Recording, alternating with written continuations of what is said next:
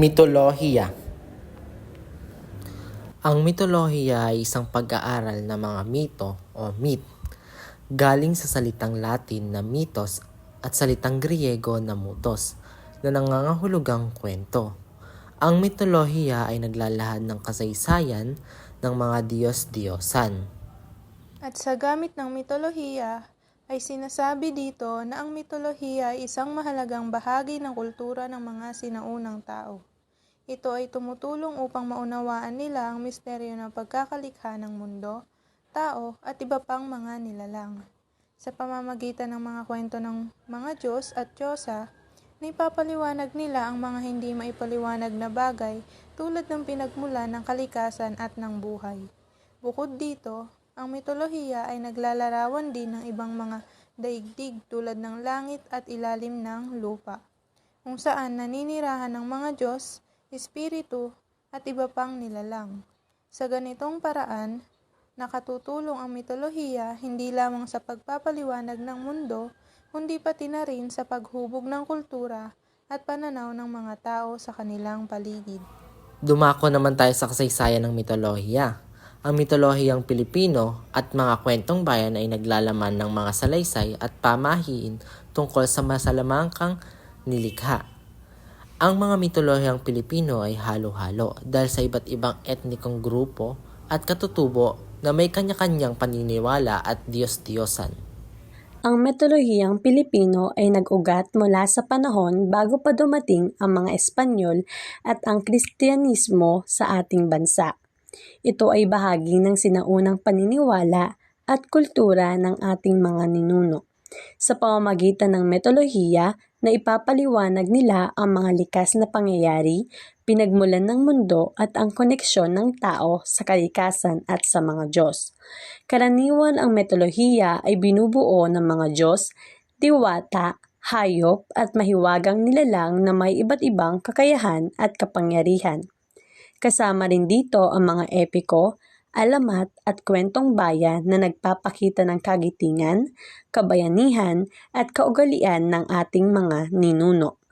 Ang mitolohiyang Pilipino ay mahalagang bahagi ng ating kultura at kasaysayan. Sa pamamagitan nito, na ipapasa mula henerasyon sa henerasyon ang mga paniniwala at kwento ng ating mga ninuno na nagbibigay kulay at kahulugan sa ating tradisyon at pananampalataya. Ang mitolohiyang Pilipino ay may tinatawag na estilo. Ito ay nagbibigay ng ideya hinggil sa paniniwala, kaugalian at tradisyon. Nagpapahayag ng mga katangian ng tao, kadalasang tungkol sa mga kakaibang nilalang at pangyayari. May paniniwalang kayang malampasan ng bida ang mga pagsubok.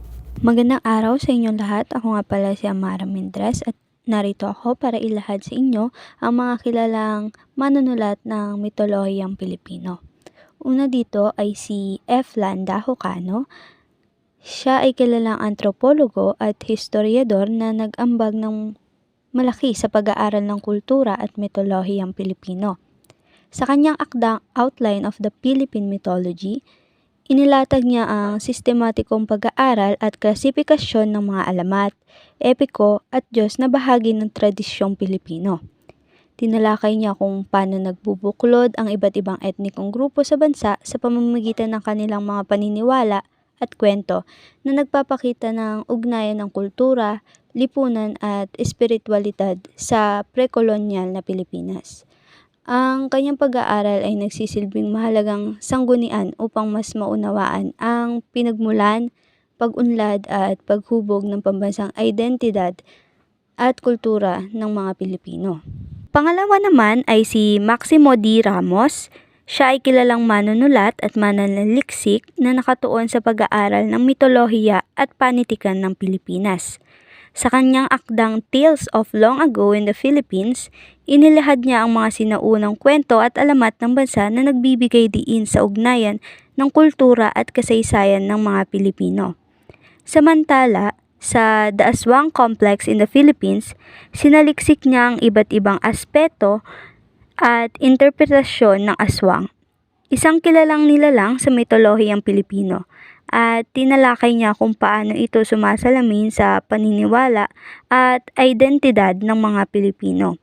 Ang mga akdang ito ni Maximo Ramos ay mahalaga sa pagpapalawak ng pag-unawa sa mayamang tradisyon ng kultura at panitikan sa Pilipinas.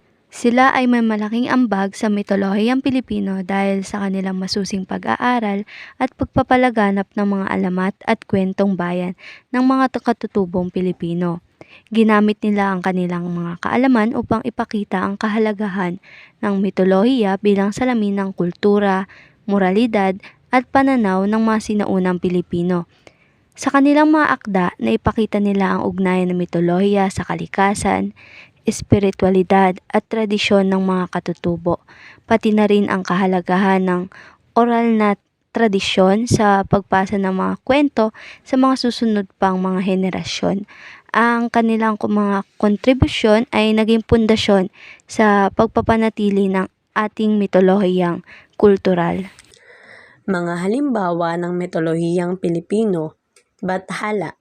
Ang pangunahing Diyos sa mitolohiyang Tagalog, siya ang kinikilalang tagapaglikha ng mundo at tagapamahala ng kalangitan. Mayari, Diyosa ng buwan at isa sa mga anak ni Bathala. Kilala siya bilang isang magiting at matapang na Diyosa. Bakunawa, isang higanting serpiente o dragon na sinasabing sanhi ng paglalaho ng buwan.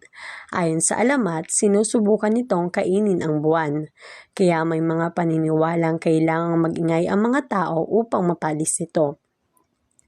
Tala, Diyosa ng mga bituin at anak din ni Bathala. Itinuturing siyang gabay ng mga tao sa dilim ng gabi. Tikbalang, isang mahiwagang nilalang na may katawan ng tao ngunit may ulo at paa ng kabayo. Ayon sa paniniwala, kaya nitong magpalinlang at magpagala-gala sa mga manlalakbay sa kagubatan. Amanikable, Diyos ng karagatan na kilala bilang malupit at madaling magalit. Dahil sa kanyang galit sa tao, pinaniniwalaang siya ang dahilan ng malalakas na alon at bagyo sa dagat. Hanan, Diyosa ng umaga at liwanag. Kapatid siya ni Mayari at Tala at siya ang sumisimbolo sa bagong simula at pag-asa sa bawat araw. Ang diwata ng karagatan, isang makapangyarihang diwata na naninirahan sa dagat. Maraming kwento tungkol sa kanya ang naglalarawan sa kanyang kagandahan at kakayahang tumulong o magparusa sa mga tao depende sa kanilang ugali. At ilan lamang iyan sa mga halimbawa ng mitolohiyang Pilipino. Ang diwata ng karagatan. Sa isang nayon, ang mga tao ay masaya at masaganang namumuhay. Mapagpala ang kalikasan sa kanila. Ang pangunahing hanap buhay nila ay ang pangingisda. Sagana sa maraming isda ang karagatan. At may isang diwatang nagbabantay at nag-aalaga sa mga isda at ito ay nalalaman ng mga taga-nayon. Ngunit may mga taong sakim. Ibig nilang makahuli ng maraming isda upang magkamal ng maraming salapi. Gumamit sila ng dinamita kaya't labis na napinsala ang mga isda, pati ang maliliit ay mga namatay. Nagalit ang diwata sa kasakiman ng mga tao, kaya't mula noon ay wala nang mahuli kahit na isang isda ang mga tao. Naghirap at nagutom ang mga tao at naging pangit na rin ang karagatan na dati sakdal sa ganda. Nagpulong ang mga taga-nayon at napagpasyahan nilang humingi ng tawad sa diwatang nangangalaga sa karagatan. Nakiusap din silang ibalik na ang dating ganda ng karagatan at gayon din ang mga isda. Nangako sila na hindi nagagamit ng anumang makasisira sa kalikasan. At mula nga noon, sila'y humingi ng tawad sa diwata at bumalik na ang ganda ng karagatan at muling dumami ang mga isda, at muling nanagana ang kabuhayan ng mga tao.